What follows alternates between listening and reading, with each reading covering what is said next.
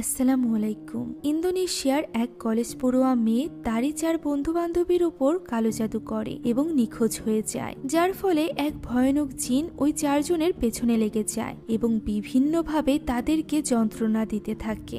এমনকি এক পর্যায়ে তাদের মধ্য থেকে একজনকে মেরেও ফেলে। বাকি 3 জন যখন জানতে পারে যে তাদেরই বান্ধবী তাদের উপর কালো জাদু করেছে, তখন তারা বান্ধবীকে খুঁজতে আরম্ভ করে। এতে করে তাদের সামনে খুলতে থাকে একের পর এক রহস্য এবং তাদেরই করা কিছু নিকৃষ্ট পাপ, যার কারণে এখন শুধুমাত্র তারাই নয়, বরং তাদের পরিবারের থেকে শুরু করে তাদের আগামীতে আসা বংশধররা পর্যন্ত এই জিনের আছড় থেকে বাঁচতে পারবে না।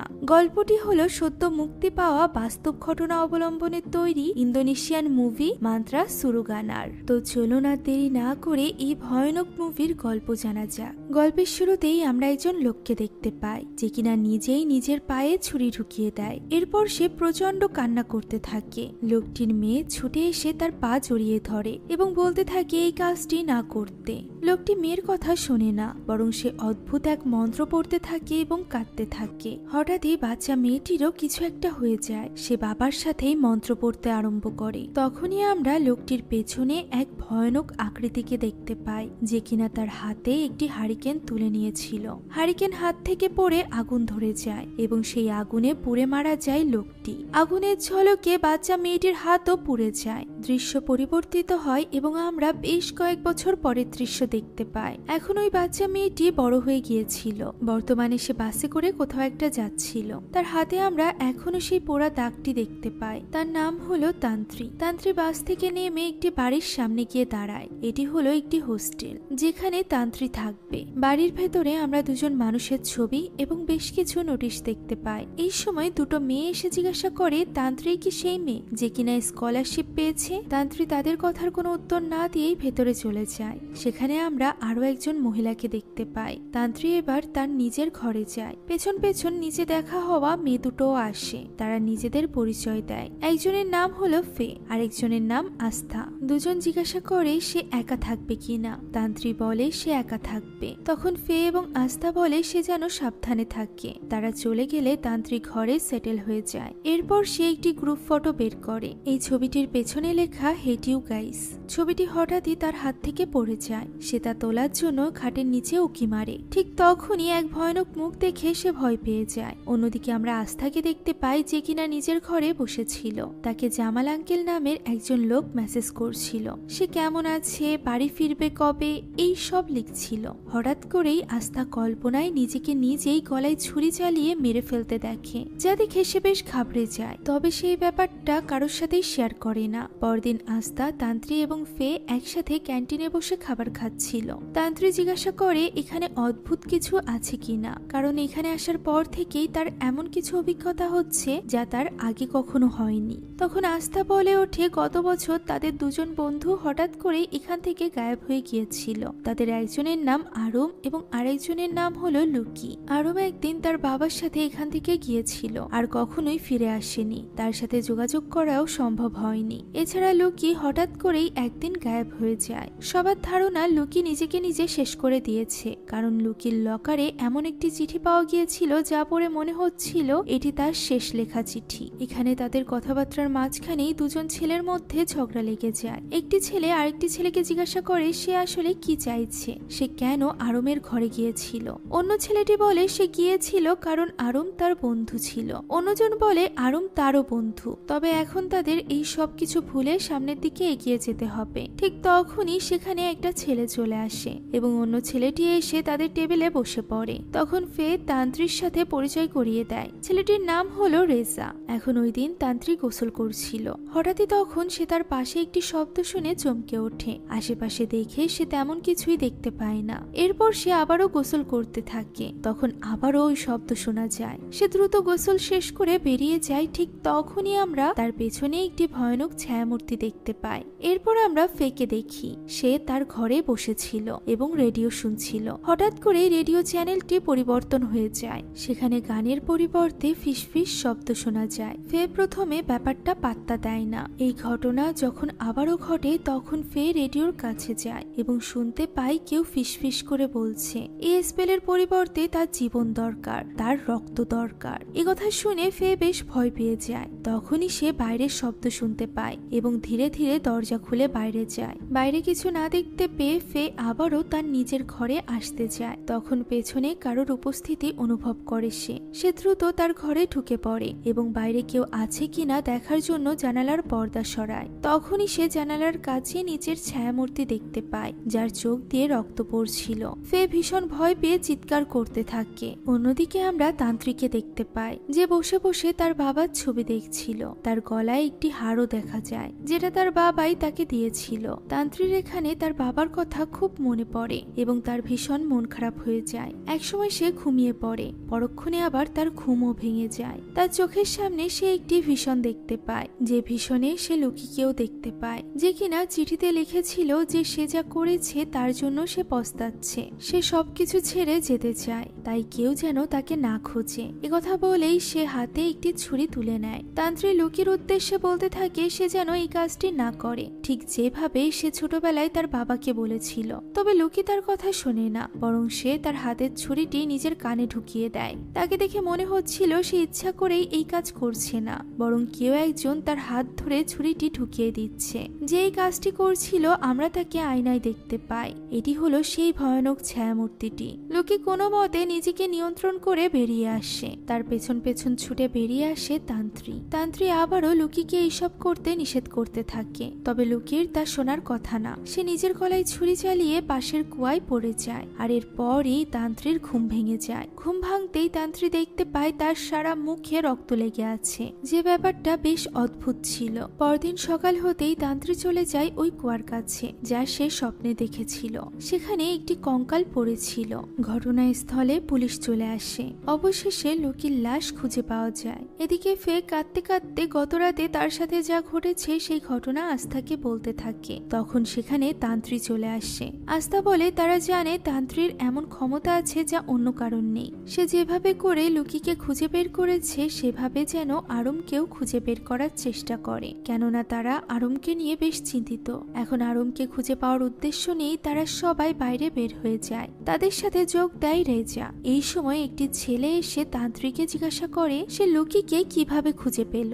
এই ছেলেটির সাথে গতদিন রেজা ঝগড়া হয়েছিল। রেজা তাকে ধাক্কা দিয়ে সরিয়ে দেয়। তবে তান্ত্রিক বারবার সেই ছেলেটিকে দেখতে থাকে। আর এরপর তারা তিনজন চলে যায় আরমের বাড়ির সামনে। দেখে মনে হয় এই বাড়িটি বহু বছর ধরে পরিত্যক্ত। তারা এখানে তান্ত্রিককে নিয়ে এসেছিল, কেননা এখানে থাকলে সে যদি আরমের ব্যাপারে বা আরম কোথায় আছে সেই ব্যাপারে কোনো কিছু অনুভব করতে পারে। তারা সেখানে গাড়িতেই কিছুক্ষণ অপেক্ষা করে, তবে এতে খুব একটা লাভ হয় না। তান্ত্রিক কিছুই অনুভব করতে পারে না। তাই তারা সিদ্ধান্ত নেয় যে তারা বাড়ির ভেতরে প্রবেশ করবে। সদর দরজা পার করে বাড়ির ভেতরে গিয়ে তারা দেখতে পায় সেখানে কেউই নেই। তবে ঘরের মধ্যে তারা তখনও ঢুকতে পারছিল না। তান্ত্রিক বাড়ির আশেপাশে ঘুরে দেখছিল।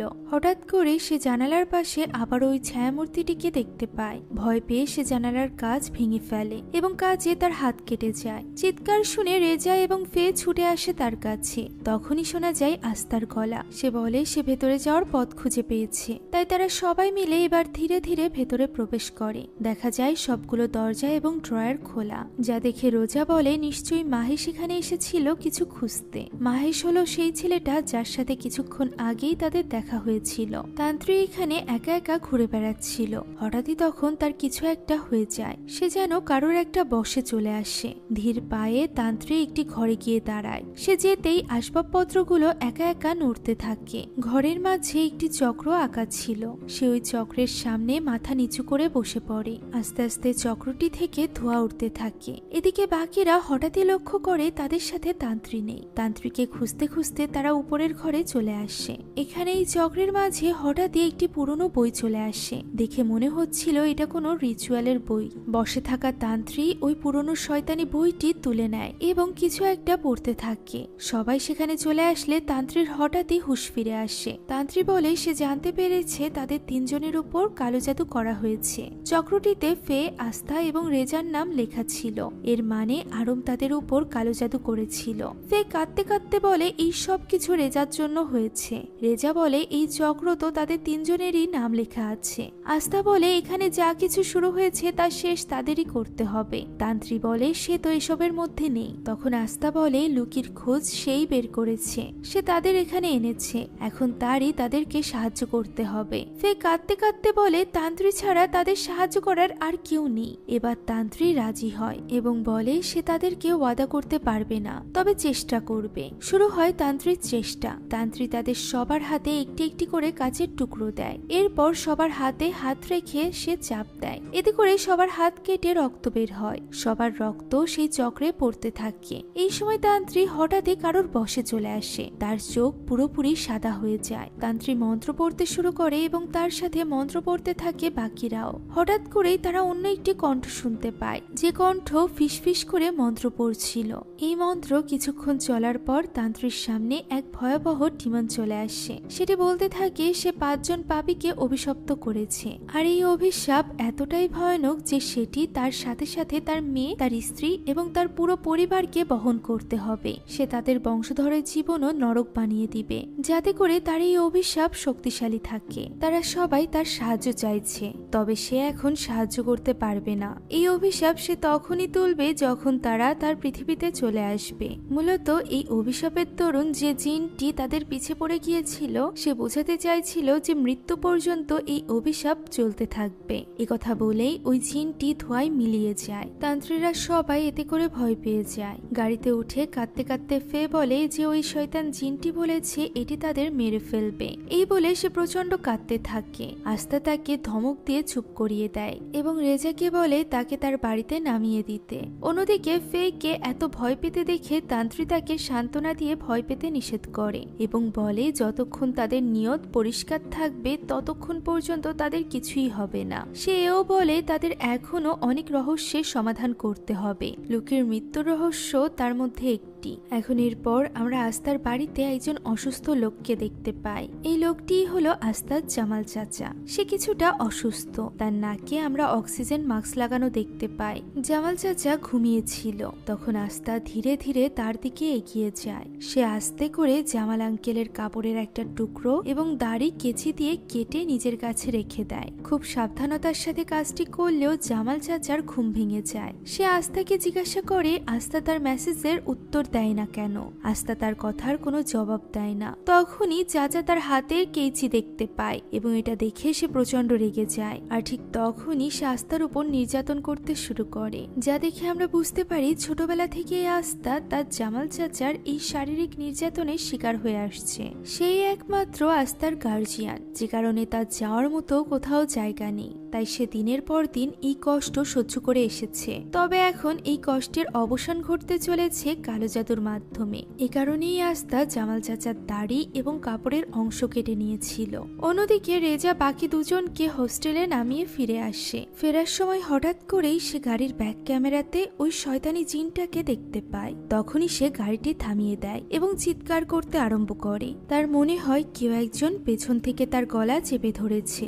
গাড়ির পেছনের সিটে আমরা তখন ওই জিনটাকে দেখতে পাই। এদিকে রেজার চিৎকার শুনে তান্ত্রী এবং ফে ছুটে আসে, তবে তারা গাড়ির পেছনে কাউকেই দেখতে পায় না। ফে জিজ্ঞাসা করে তার কি হয়েছে। রেজা তখন কোনো মতে বলে সে ঠিক আছে। ফে জানতে চায় ওই শয়তান জিনটি তার সাথে কিছু করেছে কিনা, তবে রেজা কিছুটা জোরেই বলে ওঠে সে ঠিক আছে। ফলে আর কোনো কথা না বাড়িয়ে ফে ঘরে ফিরে যায় এবং সেখানে একটি বিকট শয়তানি হাত তার মুখ চেপে ধরে। এরপর কি হয় তা আমাদেরকে দেখানো হয় না, দেখানো হয় আস্থাকে, যে কিনা নির্যাতিত হয়ে অসহায় অবস্থায় শুয়ে শুয়ে কাঁদছিল। দৃশ্য চলে যায় তান্ত্রীর কাছে। তান্ত্রী টয়লেটে ছিল। তখনই হঠাৎ করে সে কারোর বশীভূত হয়ে যায় এবং একটি ভীষণ দেখতে শুরু করে। কল্পনায় সে দেখতে পায় আস্থার জামাল চাচাকে কেউ একজন রশি দিয়ে চেপে মেরে ফেলছে। তবে অবাক করা বিষয় হলো এখনো পর্যন্ত তান্ত্রী জামাল চাচাকে দেখেইনি। তাহলে তাকে নিয়ে এই ভীষণ দেখার তো তার কথাই না। রশি যে ধরে আছে তা তাকে এমনিতে দেখা যাচ্ছে না, তবে আয়নাতে তার ছায়া দেখা যাচ্ছে। এটা হলো সেই শয়তান জিনটি যাকে ওই বইয়ের মাধ্যমে ডাকা সম্ভব, অর্থাৎ যে এই অভিশাপ বয়ে বেড়ায়। তান্ত্রী যখন স্বাভাবিক হয় তখন সে সবকিছু বুঝতে পারে এবং চলে যায় সরাসরি আস্থার ঘরে। ফে সেখানেই ছিল। তান্ত্রী আস্থাকে বলে ওই বইটি ফিরিয়ে দিতে এবং জিজ্ঞাসা করে তারা কোন সাহসে শয়তান জিনটির সাথে ডিল করতে গিয়েছে। এখানে বসেই মূলত আস্থা এবং ফে মিলে ওই কালো জাদু করছিল, যার ফলে ওই জিন গিয়ে জামাল চাচাকে একেবারেই শেষ করে দিয়েছে। আর এটা নিয়ে আস্থার মধ্যে কোনো রকম আফসোস নেই, যা দেখে তান্ত্রী বুঝতে পারে এই বইটি তার কাছে নিরাপদ নয়, তাই সে বইটি নিয়ে নিতে চায়। তবে ফে তা দেয় না, বরঞ্চ সে বলে সে তো জানেই না জামাল চাচা আস্থার সাথে কি করেছে। সে প্রতিদিনই আস্থার সাথে বাজে কাজ করত। এই সব কিছু সহ্য করতে না পেরে একবার তো আস্থা নিজেকে শেষ করতে পর্যন্ত চেয়েছিল, তবে সে মরেনি। সেই সাথে একবার সে গর্ভবতী পর্যন্ত হয়ে গিয়েছিল, তাকে গর্ভপাত করতে হয়েছিল। তখন আস্থা ফেকে নিষেধ করে এইসব কিছু বলতে, তবে ফে না থামলে আস্থা তাকে একটা থাপ্পড় মারে। এরপর সে তান্ত্রীকে সেখান থেকে চলে যেতে বলে। তান্ত্রী বলে সে জানতো না আস্থার সাথে এত কিছু হয়েছে, তবুও সে এই বইটি না নিয়ে এখান থেকে যাবে না, কারণ সে চায় না আর কোনো খুন হোক। আস্থা বলে সে এই বইটি না দিলে তান্ত্রী কি করবে। তান্ত্রীর যতটা সাহায্যের প্রয়োজন ছিল আস্থারা তা পেয়ে গিয়েছে। এখন আর তান্ত্রীর কোনো প্রয়োজন নেই তাদের জীবনে, তাই তান্ত্রী যেন তাদের জীবনে কোনো রকম দখলআন্দাজি না করে। একথা শুনে বেচারা তান্ত্রী কিছু না বলেই নিজের ঘরে ফিরে আসে। ঘুমের ভেতর তান্ত্রীর স্বপ্ন দেখে, যেখানে রক্তমাখা এক মেয়ে এসে তার কাছে সাহায্য চাচ্ছিল। এই মেয়েটি কে ছিল তা তান্ত্রী জানতো না। এখন পরদিন সকালে আস্থা জামাল চাচার বাড়িতে যায়। সেখানে সবাই তাকে সান্ত্বনা দিতে থাকে তার চাচার মৃত্যুতে, তবে আস্থার মুখের মিটমিটি হাসি দেখেই বোঝা যাচ্ছিল যে সে কতটা খুশি। সেদিন ক্যান্টিনে আস্থা, ফে এবং রেজা মজা করে আড্ডা দিচ্ছিল, তবে তান্ত্রী এক কোনায় শুধু শুধু চুপ করে বসেছিল। তারা তিনজন এখন আর তার সাথে কথা বলছে না। সেই সাথে গত রাতের ঝগড়ার জের ধরেই তান্ত্রীও তাদের থেকে দূরে আছে। তান্ত্রী বাইরে গিয়ে বসে, যেখানে তার পাশে এসে বসে মাহেশ। মাহেশ তান্ত্রীকে বলে তাকে গ্রুপ থেকে বের করে দেওয়া হয়েছে, মানে সে নিশ্চয়ই ওই তিনজনের আসল স্বভাবের ব্যাপারে জেনে গিয়েছে। তান্ত্রী জিজ্ঞাসা করে তাদের স্বভাব কেমন। মাহেশ বলে এই তিনজন সব সময় তাদের সীমা অতিক্রম করে। তান্ত্রী জানতে চায় এর মানে কি। সে নিজে অনেক কিছু জানে, তাই সে জানতে চায় মাহেশ কি জানে। মাহেশ তখন বলে আরুমের গল্প, যে আরুমের জন্য তারা এত কষ্ট পাচ্ছে এবং তাকে খোঁজার জন্য এত মরিয়া হয়ে আছে। সেই আরুম আসলে নিখোঁজ হয়েছিল রেজা এবং লুকির কারণে। একবার লুকি এবং রেজা বাজি ধরেছিল এই নিয়ে যে তাদের মধ্য থেকে কে আগে আরুমের সাথে শারীরিক সম্পর্ক করতে পারবে। রেজা আগেই আরুমকে পটাতে সক্ষম হয় এবং তার সাথে কাটানো অন্তরঙ্গ সব মুহূর্তের ছবি সে লুকিকে পাঠিয়ে দেয়, যে জিনিসটা লুকির ফোন দেখার মাধ্যমে আরুমও জেনে যায়। তবে ততক্ষণে অনেক দেরি হয়ে গিয়েছিল। পুরো কলেজে এই ছবিগুলো ছড়িয়ে পড়েছিল। ফে এবং আস্থারও এই ছবি ছড়ানোর পেছনে হাত ছিল। এই কথা আরুমও জানতো। এই ঘটনার ব্যাপারে জানার পর তান্ত্রী একেবারেই হতবাক হয়ে যায়। অন্যদিকে খাবার টেবিলে দেখা যায় খাবার খেতে খেতে হঠাৎই আস্থা প্রচন্ড কাশতে শুরু করে। তার গলা দিয়ে রক্ত বের হয়। কিছুক্ষণ পরই তার মুখের ভেতর থেকে এক টুকরো কাঁচ বের হয়ে আসে, যা দেখে ফে এবং আস্থা দুজনই ভীষণ ভয় পেয়ে যায়। সেখান থেকে তারা চলে যাচ্ছিল এমন সময় আস্থা মাহেশ এবং তান্ত্রীকে একসাথে কথা বলতে দেখে, যা দেখে সে বেশ রেগে যায় এবং তাদের দিকে কিছুক্ষণ চেয়ে থাকে। আমরা বুঝতে পারি আস্থার তান্ত্রীর মাহেশের সাথে এত কথা বলাটা একদমই ভালো লাগেনি। কেন সেটা আমরা একটু পরেই জানতে পারবো। আপাতত তান্ত্রী বলে তার বিশ্বাস হয় না আস্থা এসবের সাথে জড়িত থাকবে, কেননা আস্থা নিজেও একজন শোষণের ভিকটিম। মাহেশ বলে সে করেছে এই কাজ, তান্ত্রী বিশ্বাস করুক বা না করুক। সেই সাথে মাহেশ আরো বলে যে আরুমের সাহায্য করতে পারেনি বলে মাহেশের নিজেরই বেশ অপরাধ বোধ হয়। আমরা প্রথম থেকেই মাহেশকে বিভিন্ন সময় ছবি তুলতে দেখেছিলাম, তার হাতে সব সময় ক্যামেরা থাকতো। এর একটা কারণও আছে। মাহেশ এখানে তার তোলা তান্ত্রীর বেশ কিছু ছবি তাকে দেখায়। প্রত্যেকটা ছবিতে তান্ত্রীর পেছনে ছায়া ছায়া অবস্থায় কাউকে দেখা যাচ্ছিল, আর এই মেয়েটি আর কেউ নয় বরং আরুম ছিল। সেই সাথে গত রাতেও যখন তান্ত্রী ওই স্বপ্নটি দেখেছিল তখনও স্বপ্নে আরুমই তার কাছে সাহায্য চেয়েছিল। যে ব্যাপারটা জানার পর তান্ত্রী অবাক তো হয়, তবে সে আরো বেশি অবাক হয় যখন সে মাহেশের ক্যামেরাতে নিখোঁজ হওয়ার আগে আরুমের বেশ কিছু ছবি দেখে, যেখানে আরুমের পেছনে ওই জিনটাকে দেখা যাচ্ছিল। তান্ত্রী এই জিনটাকে দেখে হঠাৎই বলে ওঠে এটা হলো সুরুকানা। যা শুনে অবাক হয়ে মাহেশ জিজ্ঞাসা করে সুরুকানা কি। ঠিক তখনই দৃশ্য পরিবর্তিত হয় এবং আমরা আস্থা এবং ফেকে তান্ত্রীর ঘরে দেখতে পাই। তান্ত্রীর অনুপস্থিতিতে আস্থা তান্ত্রিক কিছু জিনিস এবং তার ছবি নিয়ে নেয়। সেখানে তান্ত্রীর চুলও নিয়েছিল, যা দেখে ফে বুঝে যায় আস্থা কি করতে চলেছে। সে আস্থাকে জিজ্ঞাসা করে সে সব কি করছে। আস্থা তার কথার কোনো জবাব না দিয়ে বেরিয়ে যেতে চায়। তখন ফে পেছন থেকে বলতে থাকে আস্থা যেন কিছু না করে। তান্ত্রী তাদের পক্ষে না থাকলেও তার কোনো দোষ নেই, সে প্রথম থেকেই তাদেরকে এতটা সাহায্য করেছে। বেচারা তান্ত্রীর এত বড় ক্ষতি করা আস্থার একদমই উচিত হবে না। যা শুনে আস্থা ভীষণ রেগে যায় এবং একটি কেচি দিয়ে ফেকে ভয় দেখিয়ে বলে ফে হলো আস্থার বেস্ট ফ্রেন্ড, তাই তার উচিত আস্থাকে নির্দ্বিধায় সমর্থন করা। এরপর যদি ফে তাকে আটকানোর চেষ্টা করে তাহলে সে ফের উপরই কালো জাদু করবে। একথা শুনে ফে চুপ হয়ে যায়। আস্থা সরাসরি তান্ত্রিক জিনিসপত্র এবং তার ছবি দিয়ে কালো জাদুর রিচুয়াল শুরু করে দেয়। সে একটি চক্র আঁকে যেরকমটি আরুমের ঘরে ছিল এবং সেখানে সে তান্ত্রীর নাম লেখে। এরপর তান্ত্রীর ছবি এবং চুল সেখানে রেখে নিজের রক্ত দিয়ে শুরু করে তার কালো জাদু। সে ওই শয়তানি বইটি খুলে তার মধ্য থেকে মন্ত্র পড়তে আরম্ভ করে। একসময় ধীরে ধীরে সে ওই শয়তান জিনের বশে চলে আসে। কিছুক্ষণ পর ফে এসে দরজা ধাক্কাতে থাকে। আস্থা দরজা তো খোলে, তবে যে আস্থা দরজা খোলে সে সম্পূর্ণ এক নতুন আস্থা ছিল। পুরোপুরিভাবে সে ওই শয়তান জিনের বশে চলে এসেছিল। তার চোখ একেবারেই কালো হয়ে গিয়েছিল। ফে আস্থাকে আটকানোর চেষ্টা করছিল, তাই তো আস্থা এখানে ফের চুল টেনে ছিঁড়ে নেয় এবং এরপর তার মুখের উপরই দরজা বন্ধ করে দেয়। হয়তোবা এবার আস্থা ফের উপরও কালো জাদু করতে চলেছিল। যে ব্যাপারটা বুঝতে পেরে ফে ছুটে বের হতে চায়। তখনই সে গিয়ে পড়ে রেজার সামনে। রেজা তাকে জিজ্ঞাসা করে কি হয়েছে, তবে ফে ভয়ে রেজার কোনো জবাব না দিয়েই বরং সরাসরি বাইরে চলে যায়, যেখানে আমরা দেখতে পাই এক ভয়ানক দৃশ্য। ফের মাথার উপর দিয়ে ওই শয়তান জিনটি উড়ছিল। উড়তে উড়তে সে বলতে থাকে তার স্পেলের পরিবর্তে জীবন দেওয়ার কথা, রক্ত দেওয়ার কথা এবং 5 পাপীর কথা। ফে এখানে থমকে যায়। রেজা বারবার ফেকে ডাকে এবং তার কাছে আসতে বলে, তবে ফে কোনো শব্দই করে না, বরং সে ধীরে ধীরে ওই শয়তান জিনের বশীভূত হয়ে যায়। একসময় সেও শূন্যে ভাসতে আরম্ভ করে এবং ওই জিনের খুব কাছাকাছি চলে যায়। শয়তান জিনটি একাধারে তাকে নিজের সেই অদ্ভুত মন্ত্র পড়ে শোনাতে থাকে, যার ফলস্বরূপ ফে নিজ হাতেই নিজের চোখ উপড়ে ফেলে। এই ভয়ানক দৃশ্য দেখে রেজা ভীষণ ভয় পেয়ে যায় এবং সেখান থেকে দৌড়ে পালায়। অন্যদিকে তান্ত্রী মাহেশকে সুরুকানার ব্যাপারে জানায়। আরুমের বাড়িতে তারা যে বইটি পেয়েছিল ওই বইটিই হলো সুরুকানা। মাহেশ জানায় আস্থার কাছে সে এর আগেও আরুমের ওই বইয়ের ব্যাপারে শুনেছিল। আস্থা তাকে বলেছিল আরুম নিজের কাছে সব সময় একটি বই রাখে। একথা শুনে তান্ত্রী বলে যে তাহলে আগে থেকেই আস্থার নজর আরুমের ওই বইয়ের উপর ছিল। তাই তো তারা যেদিন আরুমের বাড়িতে গিয়েছিল সেদিন সেখানে সবকিছু লন্ডভন্ড দেখেছিল।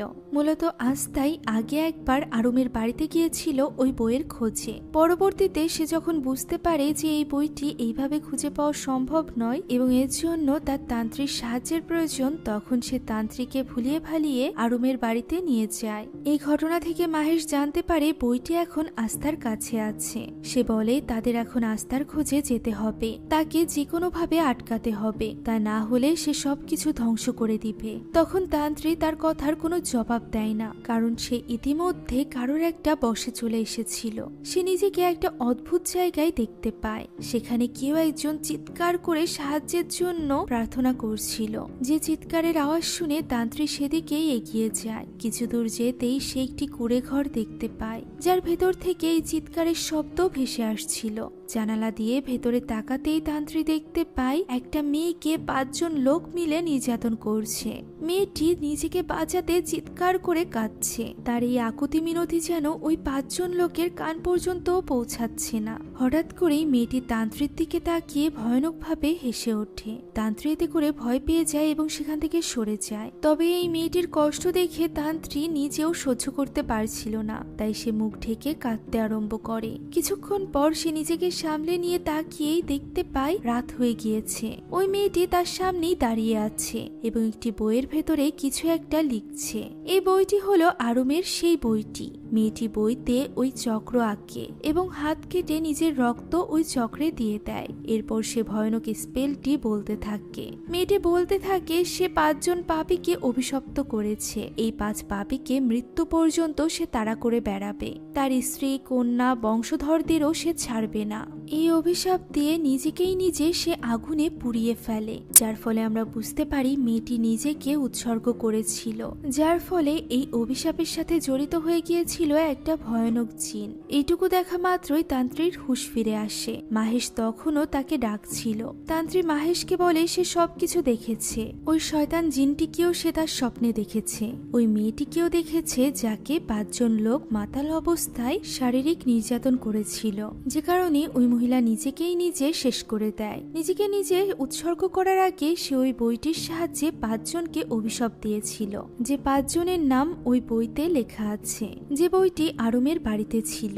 ওই 5 জনের মধ্যে একজন হলো তান্ত্রিক দাদা। একথা বলেই তান্ত্রিক কাঁদতে শুরু করে। তার দাদার করা অপরাধের ফলই তান্ত্রিক সারা জীবন ধরে ভোগ করে আসছে। শুধুমাত্র সেই নয়, তান্ত্রীর বাবা একজন অত্যন্ত ভালো মানুষ হওয়া সত্ত্বেও এই অভিশাপের কারণেই তার এমন নির্মম মৃত্যু হয়েছিল। তান্ত্রী নিজে এই সবের সাক্ষী। শুধু কি সাক্ষী, তার দাদার করা এই অপরাধের কারণে তার বংশে যত মানুষ আসবে সবারই কোনো না কোনো সময় ওই জিনের সম্মুখীন হতে হবে, যেমনটি এখনো পর্যন্ত তান্ত্রী ভোগ করছে। আর এই ব্যাপারে অতীতের এত ভয়ানক সত্য জানার পর তার আরো বেশি ভয় করছে।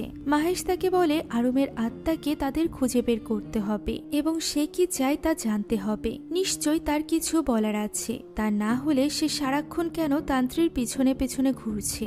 এছাড়া স্বপ্নেও অনেকবার তান্ত্রী আরুমের আত্মাকে দেখতে পেয়েছিল। তাই তো তারা দুজন মিলে চলে যায় আরুমের বাড়িতে, যেখানে আগে থেকেই আস্থা কালো জাদু করছিল। এখানে আস্থাকে ওই শয়তান জিনটি পুরোপুরি নিজের বশে নিয়ে এসেছিল। বশীভূত অবস্থাতে সে মন্ত্র পড়ে যাচ্ছিল। তাকে বশে আনার পর ওই শয়তান জিনটি এগিয়ে যায় তান্ত্রীর দিকে। তবে কোনো এক কারণে সে তান্ত্রীর কোনো ক্ষতি করতে পারে না, যার ফলে জিনটি প্রচন্ড রেগে যায়। তার রাগের কারণে জানালার সব কাজ ভেঙে যায়। এই কাজগুলো গিয়ে তান্ত্রীর গায়ে লাগতো। তবে মাঝে চলে আসে মাহেশ।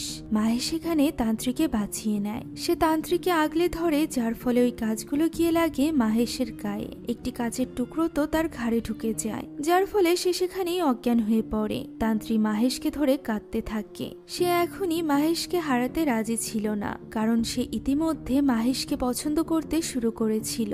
মাহেশ নিজেও তাকে পছন্দ করত। এ কারণেই তো সে তান্ত্রীকে বাঁচাতে গিয়ে নিজের এত বড় ক্ষতি করে ফেলেছিল। মাহেশের এমন অবস্থা হওয়ায় তান্ত্রী একেবারেই একা হয়ে গিয়েছিল। তার ভীষণ ভয় করছিল। ঠিক তখনই তান্ত্রী শুনতে পায় কারোর ফিসফিস শব্দ, যে কিনা তাকে সাহায্যের জন্য বলছে।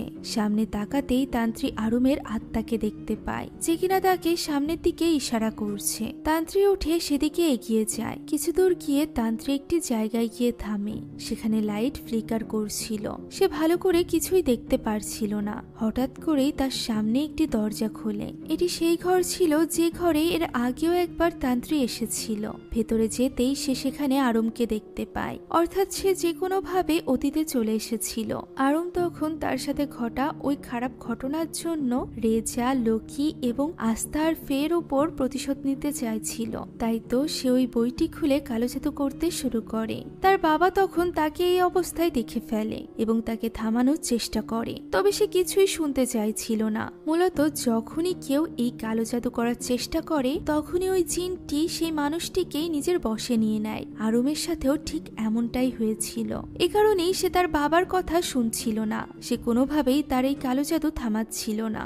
আরুমের এমন অবস্থা দেখে আরুমের বাবা তাকে টেনে হিসড়ে অন্য রুমে নিয়ে যায় এবং সেখানেই বেঁধে ফেলে। সে ভেবেছিল সে এইভাবে হয়তো বা আরুমকে আটকাতে পারবে। মূলত আরুমের ভালোর জন্যই সেই সবকিছু করছিল। তবে একবার যদি ওই জিনটি সেখানে চলে আসে তাকে আটকানো তো এত সহজ হবে না। তাই তো ওই জিনটি তখনই আরুমের বাবাকে হাওয়াতে ভাসাতে থাকে। ছাদে থাকা একটা লোহায় তার শরীরে ঢুকে যায়, যার ফলে আরুমের বাবার নির্মম মৃত্যু ঘটে। এই দৃশ্য নিজের চোখে দেখার পর তান্ত্রী আর সহ্য করতে পারে না। সে সেখানেই অজ্ঞান হয়ে পড়ে, যার ফলে সে ফিরে আসে নিজের বর্তমানে সে আরুমকে বেঁধে রাখা ওই ঘরটিতে ছিল। আরুমকে এভাবে বাধা অবস্থায় দেখে সে আরুমকে সাহায্য করতে চায়। সে ধীরে ধীরে আরুমের দিকে এগিয়ে যায় এবং তাকে জিজ্ঞাসা করতে থাকে সে ঠিক আছে কিনা। তখনই আরুমের শেকল নড়ে ওঠে। তান্ত্রী বুঝতে পারে আরুম বেঁচে আছে, তাই সে আরুমের শেকল খোলার চেষ্টা করে। তখনই সেখানে আস্থা চলে আসে। সে এখানে একটি ছুরি মাহেশের গলায় ধরেছিল। সে তান্ত্রীকে হুমকি দিতে থাকে। সে বলে তান্ত্রী যদি আরুমকে খোলার চেষ্টা করে তাহলে সে মাহেশকে মেরে ফেলবে। তান্ত্রী তখন বলে আস্থা তো মাহেশকে মারতেই পারবে না, কেননা সে অলরেডি জানে যে আস্থা মাহেশকে ভালোবাসে। একথা শুনেই ওই জিনের বশে থাকা আস্থা যেন নিজের হুঁশে ফিরে আসে এবং অনেকটা হতবাক হয়ে যায়। আমরা এখানে জানতে পারি যে আস্থা কেন আসলে তান্ত্রীকে মেরে ফেলার চেষ্টা করছিল। মূলত তান্ত্রীর সাথে তার কোনো শত্রুতা ছিল না। সেদিন যখন তান্ত্রী মাহেশের সাথে কথা বলছিল তখন তা আস্থা কিছুতেই সহ্য করতে পারছিল না। সে মাহেশকে এতটাই ভালোবাসতো যে সে মাহেশকে নিয়ে সব সময় হিংসা করত। সে কারোর মাহেশের কাছে আসা পর্যন্ত পছন্দ করত না। আর এই কারণেই মূলত সে তান্ত্রীকে মারার জন্য এত বেশি পাগল হয়ে উঠেছিল, কেননা তার মনে হচ্ছিল মাহেশ এবং তান্ত্রীর মধ্যে কিছু একটা চলছে। এই কারণেই সে তান্ত্রীকে কালো জাদু করেছিল। এই ব্যাপারটাকেই কাজে লাগিয়ে তান্ত্রী এখানে আস্থার জ্ঞান ফেরানোর চেষ্টা করে। সে আস্থাকে মনে করিয়ে দেয় সে নিজেই একজন ভিকটিম। সে কেন অন্যদের ক্ষতি করতে চাইছে। কিছু সময়ের জন্য আস্থার জ্ঞান তো ফেরে, তবে ওই জিনের বশ থেকে মুক্ত করা এত সহজও ছিল না। তাই তো ওই জিন আবারও আস্থাকে নিজের বশে নিয়ে নেয় এবং তার হাতেই মাহেশকে মেরে ফেলে, যা দেখে তান্ত্রী জোরে চিৎকার করে ওঠে। এতে আস্থার হুঁশ ফিরে আসে। সে নিজের হাতে রক্তাক্ত ছুরি এবং পড়ে থাকা মাহেশকে দেখে হতভম্ব হয়ে যায়। সে কাঁদতে কাঁদতে মাহেশকে ডাকতে থাকে, তবে এতে কোনো লাভ হয় না। কাঁদতে কাঁদতে হঠাৎই আস্থা চুপ হয়ে যায়। তান্ত্রী তাকে ডাক দিলে দেখা যায় তার চোখ একদমই কালো, অর্থাৎ সে আবারও ওই শয়তান জিনটির বশে চলে গিয়েছিল। সে ওই ছুরিটি আবারও হাতে তুলে নেয় এবং সামনের দিকে এগোতে থাকে। তান্ত্রী তাকে এমনটা করতে নিষেধ করে, তবে আস্থা এগিয়েই যায়। একটা সময় সে নিজের গলায় নিজেই ছুরি চালিয়ে দেয়। এই ঘটনাটি এর আগেও সে নিজের কল্পনায় দেখেছিল। এখন এখানে তান্ত্রী ছাড়া আর কেউই বেঁচে নেই, যেটা বুঝতে পেরে তান্ত্রী চিৎকার করে কাঁদতে থাকে। তখনই তার পেছনে থাকা আরুম নড়ে চড়ে ওঠে। ওই শয়তান জিনটি তার ভেতরেই ছিল। সে টেনে তার শিকল ছেড়ে ফেলে এবং চিৎকার করে বলতে থাকে তার দুনিয়াতে তারা প্রবেশ করেছে, তাই তারা যেন তাদের ভেতরে শয়তানকে জাগিয়ে তোলে। সে কাউকেই ছাড়বে না। এসব কথাই আরুম বলতে থাকে। সে ওই স্পেলটি আবারও পড়তে শুরু করে। তান্ত্রী বুঝতে পারে যে এইভাবে এই শয়তান জিনটাকে আটকানো সম্ভব হবে না। যার শরীরে ওই জিনটি রয়েছে তাকেই শেষ করে দিতে হবে, অর্থাৎ ওই স্পেলটি কমপ্লিট করার আগেই তাকে আরুমকে মেরে ফেলতে হবে। তা না হলে এই স্পেলটি আরো বেশি কার্যকর হবে। তাই তো সে আর কিছু না ভেবে সরাসরি গিয়ে আরুমকে আঘাত করে এবং কানে তাকে সরি বলে। আমরা দেখতে পাই আরুমের মুখ থেকে এক ঝাঁক ধোঁয়া বেরিয়ে যাচ্ছে। মৃত্যুর আগে আরুম তান্ত্রীর কানে কানে থ্যাংক ইউ বলে, যা শুনে তান্ত্রীও বুঝতে পারে যে আরুমও এমনটি চাইছিল। তাই তো সে প্রথম থেকেই তান্ত্রীকে দেখা দিচ্ছিল, তাকে স্বপ্নে সাহায্যের জন্য বলছিল। তার দেহ এতদিন যাবৎ ওই শয়তান জিনটি কবজা করে রেখেছিল, আর শেষমেশ নিজের মৃত্যুর মাধ্যমেই সে মুক্তি পেল। দৃশ্য পরিবর্তিত হয় এবং আমরা টিভির একটি নিউজ দেখতে পাই, যেখানে বলা হচ্ছিল নির্যাতনের জন্য রেজাকে গ্রেফতার করে নেওয়া হয়েছে, কেননা লোকি এবং রেজা মিলে এর আগেও আরুম ছাড়াও অনেক মেয়ের সাথে এই খারাপ কাজগুলো করেছিল। এই সব কিছু দেখছিল এবং তান্ত্রী ভাবছিল যে এই জিনটি সবারই ক্ষতি করলো। এছাড়া তার পরিবারে তো ওই বিশেষ অভিশাপটিও রয়েছে, তবুও জিনটি কেন তার ক্ষতি করতে পারেনি সেদিন। তখনই তার মনে পড়ে যায় তার বাবার কথা। তার বাবা তাকে ছোটবেলায় বলেছিল যে তার জন্মের সময় পরিস্থিতি অনেক খারাপ ছিল, তারা হয়তোবা তাকে বাঁচাতে পারত অথবা তার মাকে। তার মা তাকে বাঁচানোর সিদ্ধান্ত নিয়েছিল, এতটা ভালোবাসতো তার মা তাকে। মৃত্যুর আগে সে তার লকেটটি তার মেয়েকে দিয়ে গিয়েছিল এবং তার বাবাকে বলেছিল যে এই জিনিসটিই নাকি তাদের মেয়েকে রক্ষা করবে। আর এটাই হয়ে এসেছিল এতদিন যাবৎ। মায়ের ভালোবাসায় তার চারিপাশে একটি সুরক্ষার কবচ তৈরি করেছিল, যা তাকে এতদিন যাবৎ ওই জিনের হাত থেকে বাঁচিয়ে আসছিল। এসব কথা ভেবে তান্ত্রী অনেকটাই ইমোশনাল হয়ে পড়ে। এই সব কিছু শেষ করার জন্য সে ওই বইটিকে আগুনে ছুঁড়ে মারে, যাতে করে এই বইটি আর কারোর হাতে না যেতে পারে। অন্যদিকে আমরা ফেকে দেখতে পাই যে কিনা পাগলাগারদের এক বদ্ধ ঘরে বন্দী ছিল। ওই দিন উপড়ে ফেলার কারণে তার চোখগুলো ছিল না। সে তার আশেপাশে ওই স্পেলটিও শুনতে পায় এবং তার চোখ দিয়ে রক্ত বের হতে শুরু করে। তার দেখা ঠিক ওই ভীষণটির মতো, অর্থাৎ ওই কালো জাদুর প্রভাব এখনো তার উপর থেকে যায়নি। তাহলে কি রেজার উপর থেকে গিয়েছে? আমরা তখন দেখতে পাই রেজা জেলখানায় ছিল এবং সেও স্বাভাবিক ছিল না। সে গারদের দরজায় তার মাথা ঠুকে ঠুকে মাথা ফাটিয়ে ফেলছিল। এই সব কিছু আরমের করা ওই অভিশাপের কারণে হয়েছিল। তবে অভিশাপ কি এখানেই শেষ? আমরা তখনই তান্ত্রিকে দেখতে পাই যে কিনা বাসে করে কোথাও একটা যাচ্ছিল। হঠাৎ করেই কিভাবে যেন তার হাতে ওই শয়তানি বইটি চলে আসে, যা দেখে সে হতবাক হয়ে যায়। আশেপাশে তাকাতেই সে দেখতে পায় বাসের অন্যান্য সব যাত্রীদেরকে জিনেরা বশ করে ফেলেছে, যার ফলে আমরা বুঝতে পারি এই অভিশাপ এখন আরো বেশি ভয়ানক আকার ধারণ করেছে। গল্পের শেষ দৃশ্যে কালো পোশাক পরা লাল চোখের এক মহিলাকে আমরা আরমের বাড়িতে দেখতে পাই, যেখানে তার হাতে ওই শয়তানি বইটিও ছিল। আর এই রোমাঞ্চকর রহস্যকে উন্মোচন না করেই গল্পটি এখানেই শেষ হয়ে যায়। ইন্দোনেশিয়ান এই গল্পটি সদ্য মুক্তি পেয়েছে।